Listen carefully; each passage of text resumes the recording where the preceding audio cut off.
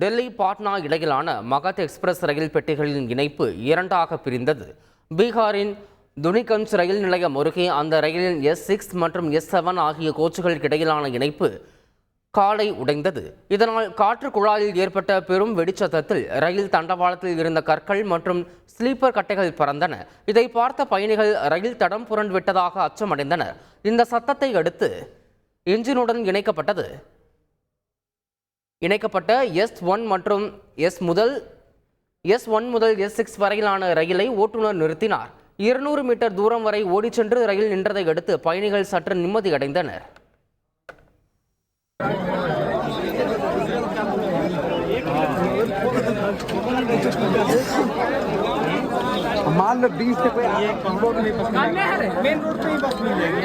लिखा हुआ committed to quality, committed to you, यही कमिटेड है भारतीय रेलवे का।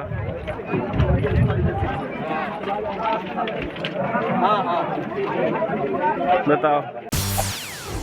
செய்திகளை உடனுக்குடன் தெரிந்து கொள்ள உடனே சப்ஸ்கிரைப் பண்ணுங்க.